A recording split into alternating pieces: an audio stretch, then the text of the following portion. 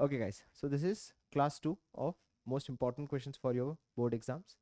And आज जो हम कॉन्सेप्ट शुरू करने वाले हैं नेशनल इनकम में, जहां हमने ऑलरेडी फर्स्ट क्लास में इंपॉर्टेंट क्वेश्चंस किए हैं नेशनल इनकम के, सेकंड मोस्ट इंपॉर्टेंट क्वेश्चन जो आज हम शुरू कर रहे हैं that is first is the real GDP versus the nominal GDP. ये एक इंपॉर्टेंट क्वेश्चन है जो ध्यान से करना। अब guys, what is the difference between a nominal GDP and a real GDP? देखो, नॉमिनल जीडीपी रियल जीडीपी या नॉमिनल जीडीपी में ये फर्क है कि दोनों कहता है कि मैं क्या ले रहा हूं, market value of goods and services which is produced in the economy. बस फर्क ये है कि नॉमिनल जीडीपी कहता है कि मैं प्राइस कौन सा लूंगा, सिर्फ और सिर्फ करंट ईयर प्राइस। और यहाँ पे जब market value of goods and services which is produced during an accounting year, तो हम यहाँ पे जो प्राइस लेंगे वो कौन सा ईयर का प्राइस लेंगे guys? Come on, base year price.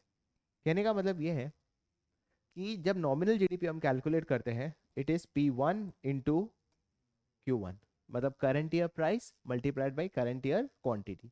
But real GDP की जब हम बात करते हैं, it is base year price into current year quantity. Example दूं तो 2011 अगर हमारा बेस ईयर है जिसका प्राइस है 10 और क्वांटिटी है 100, तो उस साल का जीडीपी जो था वो कितना था? 1000। 2023 में प्राइस जो था वो था 20 और क्वांटिटी था 100, तो इसका जीडीपी कितना हुआ बताइए? 2000। ये जो 2000 है इसको हम बोलते हैं नॉमिनल जीडीपी। नॉमिनल इसलिए क्योंकि current year price into current year quantity. पर अगर मुझे इसी साल का रियल जीडीपी निकालना हो तो क्या हो जाएगा बताइए? Current year quantity into base year price. तो 10 इंटू 100, तो इस साल का रियल जीडीपी कितना हुआ बताइए? 1000। क्या ये चीज क्लियर? इसीलिए रियल जीडीपी को हम दूसरा नाम बोलते हैं जीडीपी एट कांस्टेंट प्राइस। क्या बोलते हैं बताओ? GDP at constant price. और इधर हम बोलते हैं GDP at which price? Current price. कोई डाउट? और तीसरा डिफरेंस ये है कि जब हम रियल जीडीपी लेते हैं तो it is a true welfare indicator. मतलब अगर आपको देश का वेलफेयर का मेजरमेंट करना हो तो बेस्ट इंडिकेटर कौन सा है बताइए? Real GDP. Nominal GDP true welfare indicator नहीं है। सर क्यों नहीं है? ध्यान से देखो, अगर नॉमिनल जीडीपी को कंपेयर करोगे तो ऐसा लग रहा है कि बेस ईयर से करंट ईयर में हमारी स्टैंडर्ड ऑफ लिविंग क्या हो चुकी है बताइए? डबल। क्योंकि बेस ईयर की जीडीपी कितनी थी? 1000, और करंट ईयर की जीडीपी कितनी थी? 2000। पर क्या एक्चुअली ऐसा हुआ है? बिल्कुल भी नहीं, क्योंकि पहले भी हम 100 ही आउटपुट बनाते थे और अभी भी हम कितना आउटपुट बना रहे हैं बताइए? 100। The reason for increase is not because of price, so not because of quantity, is because of price. Is that clear? इसलिए नॉमिनल जीडीपी को हम ट्रू वेलफेयर इंडिकेटर नहीं मानते। गो डाउट? क्या यहाँ तक अच्छे से क्लियर? तो guys, our next concept is GDP deflator. GDP deflator हमें यह बताता है कि हमारी नॉमिनल जीडीपी हमारी रियल जीडीपी से कितना दूर है, कितना डिफ्लेटेड है। अब नॉमिनल जीडीपी का क्या फॉर्मूला था बताइए? P1 इंटू Q1, और रियल जीडीपी का बताइए P0 इंटू Q1। तो अगर मैं Q1 को कट करूं तो मैं बेसिकली फॉर्मूला आ जाता है P1 अपॉन P0 इंटू 100, जिसको हम और एक नाम क्या देते हैं? इसका on price index. Is that clear? क्या ये चीज समझ आ गई? ये पूरा कॉन्सेप्ट हमारा कवर कर लेता है with respect to real GDP versus nominal GDP. कोई डाउट? अब हमारा जो अगला कॉन्सेप्ट है that is limitations of GDP.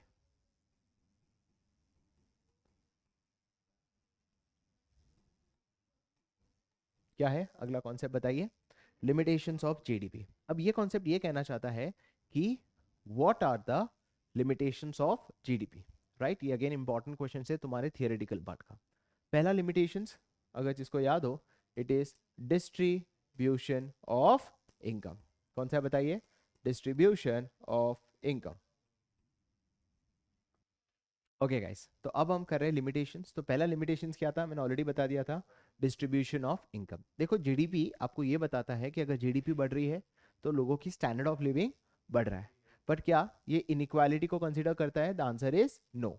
तो फर्स्ट पॉइंट तुम ये लिखोगे, it does not consider the inequality, मतलब the gap between the rich and the poor, right? First चीज, इसका मतलब ये हुआ कि देश में जीडीपी बढ़ रही है पर देश में पॉवर्टी लाइन भी बढ़ रही है। Is that clear? Second problem है composition of income. Composition of income मतलब ये होता है कि इसमें ये लिखना है कि कभी कभी कुछ ऐसे एक्सपेंडिचर होते हैं जो बिल्कुल भी वेलफेयर ओरिएंटेड नहीं होते, पर फिर भी वो जीडीपी के अकाउंटिंग में आ रहा है।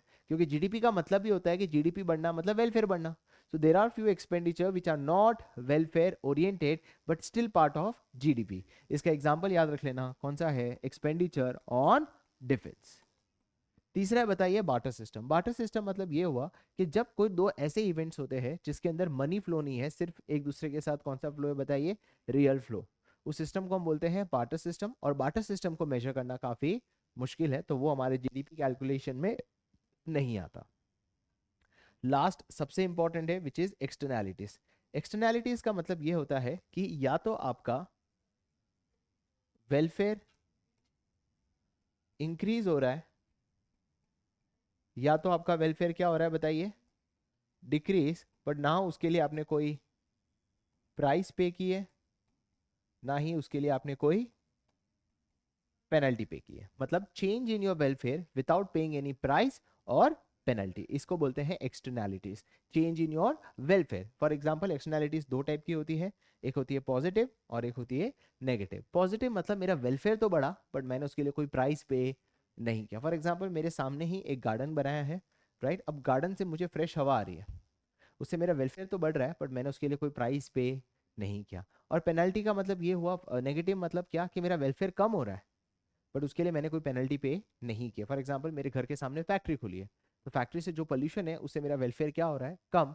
But I am not paid any penalty. इसे हम कौन सी एक्सटर्नैलिटीज बोलते हैं? बताइए, negative. Is that clear guys? This concept covers your limitations. There are 4 limitations. First limitation is what? Distribution of income. Second limitation is composition of income. Third is barter system को record नहीं करता. And fourth is externalities. Is that clear?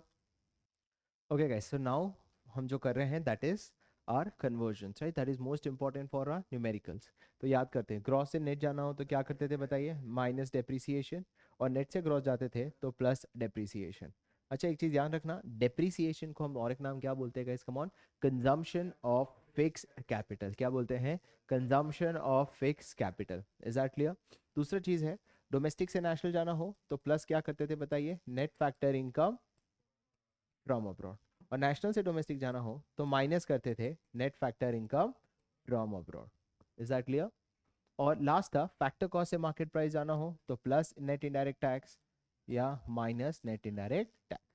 क्या ये चीज clear हुआ? That covers your conversion वाला part. अब हम याद रखेंगे कुछ बेसिक चीजें, जैसे अगर डोमेस्टिक इनकम निकालना हो तो उसका है एनडीपी एफसी. नेशनल इनकम निकालना हो that is your NNPFC. Is that clear guys? Domestic income is NDPFC, national income is NNPFC. इसमें कोई डाउट है ना? Okay great. नाउ अब जो हम नेक्स्ट पार्ट करने वाले हैं दैट इज आवर चार्ट्स. सबसे पहला चार्ट जो हम करेंगे दैट इज इनकम मेथड. ये मोस्ट इंपॉर्टेंट है. इनकम मेथड के अंदर पहला चार्ट क्या बोलता है? Compensation to employees. Second is operating surplus and third is mixed income.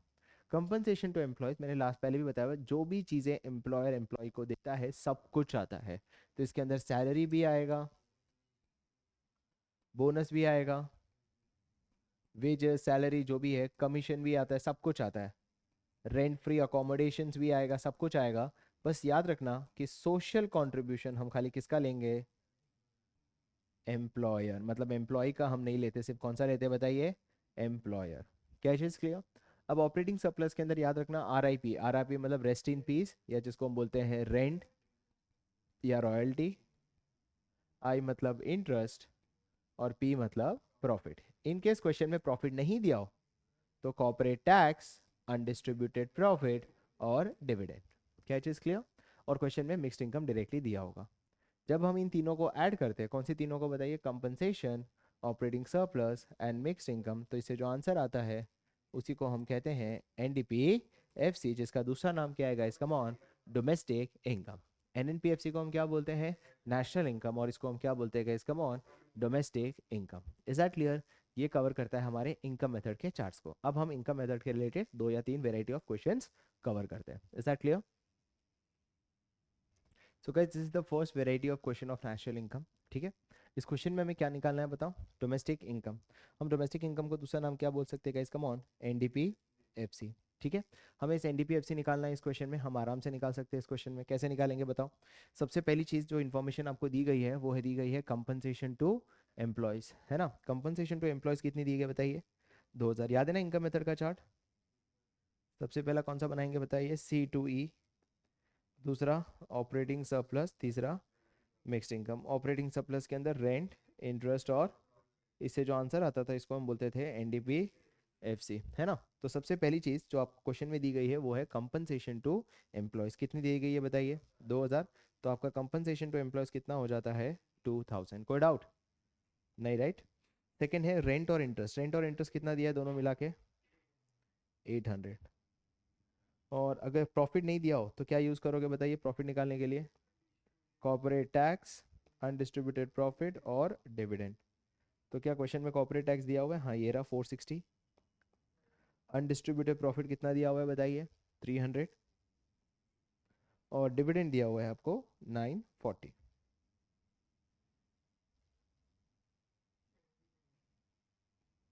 तो प्रॉफिट हो जाता है 1700। कोई डाउट? और मिक्स्ड इनकम कितना दिया हुआ है बताइए? 200। तो 3900 आपका बन जाता है NDPFC, या जिसको हम कहते हैं डोमेस्टिक इनकम। क्या चीज़ क्लियर? ये हमारा फर्स्ट वेराइटी ऑफ क्वेश्चन को कवर करता है with respect to NDPFC। Okay guys, इस क्वेश्चन में कुछ अलग वेराइटी है, और इस क्वेश्चन में हमें क्या निकालना है बताइए? रेंट। रेंट का मतलब अंदर का वैल्यू जब भी निकालना है, और जब भी आपको अंदर का वैल्यू निकालना है फॉर्मेट बना देते हैं। सबसे पहला क्या आता है बताइए? C2E। सेकंड आता है आपका OS। तीसरा आता है आपका MI। तीन चीज़ें हैं। OS के अंदर क्या आता है बताइए? Rent, interest, profit. अगर रेंट नहीं दिया हो तो उसको मैं क्या लूँगा बताइए? एक्स। अगर एक्स की वैल्यू सॉल्व करनी है तो आपको पहले पास आपके पास कौन सी इन्फॉर्मेशन होनी ज़रूरी है बताइए? NDPFC। बिना NDPFC के आप एक्स की वैल्यू को सॉल्व नहीं कर सकते। Is that clear? समझ आया? ओके, वो कैसे करोगे? तो क्वेश्चन में ऐसा कुछ तो आपको दिया होगा। जैसे इस क्वेश्चन में मुझे क्या दिया हुआ है बताइए? GDP MP। क्या दिया हुआ है बताइए? इस GDP MP को मैं किस में कन्वर्ट कर लूंगा? NDPFC से। तो उससे मेरा NDPFC आ जाएगा। Is that clear? तो मैं यहाँ पे लिख देता हूँ कि मुझे GDP MP से कहाँ जाना है बताइए? NDPFC पे, जिसका फॉर्मेट है माइनस डेप्रीसिएशन माइनस NIT। ये दो चीज़ें आप माइनस करोगे तो इससे आपका क्या आ जाएगा बताओ? NDPFC, which is most important, है ना। तो GDP MP आपके क्वेश्चन में कितना दिया हुआ है बताइए? 18,000। डेप्रीसिएशन आपको दिया हुआ है क्वेश्चन में, ये रहा consumption of fix capital which is 1000। Next information जो आपको दी गई है वो है NIT। इनडायरेक्ट टैक्स दी है और सब्सिडीज भी दी हुई है। इनडायरेक्ट टैक्स आपको दिया हुआ है 2000, और सब्सिडीज आपको कितना दिया हुआ है? 250। तो NIT हो जाता है 1750। अगर आप ये तीनों को माइनस करो तो आपका 15250, ये आपका क्या बन जाता है? NDPFC। नाउ C2E कितना दिया हुआ है बताइए? 6000। ये रहा क्वेश्चन में दिया हुआ है, देखो C2E कितना दिया हुआ है? 6000। तो मैंने C2E में कितना ले लिया बताओ? 6000। आई दिया हुआ है। इंटरेस्ट कितना दिया हुआ है बताइए? 800। और प्रॉफिट कितना दिया हुआ है बताइए? 975। This is 800, this is 975। और क्वेश्चन में क्या मिक्स इनकम दिया हुआ है? हाँ, सेकंड वैल्यू ही है 7000 का। ये रहा। कितना है मिक्स इनकम बताइए? 7000। Is that clear guys? तो इन सबको अगर आप सॉल्व करो, विच इज 7000 प्लस 6000 इज 13000, 13800, 14775। तो can I say 14775 plus x is equals to 15250। तो x का वैल्यू होता है 475। कितना आया बताइए? 475। क्या ये चीज़ क्लियर हुआ? ये हमने कैसे निकाला बताओ? ये हमने बेसिकली यही किया कि हमने सबसे पहले अंदर की वैल्यू निकालनी है, तो सबसे पहले आपको NDPFC निकालना होगा और फिर हम उसको कन्वर्जन में यूज करेंगे। Is that clear?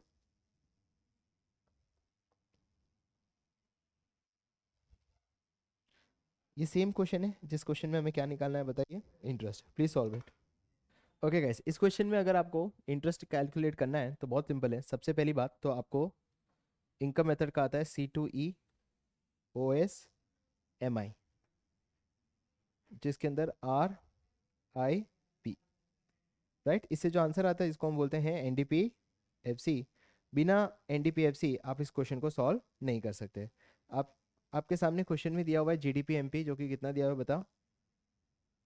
17 17,500 कितना दिया हुआ है बताओ, 17,500 है ना। अब उसको आपको किस में कन्वर्ट करना है, NDPFC। तो क्या करोगे, माइनस करोगे डेप्रीसिएशन, माइनस करोगे NIT।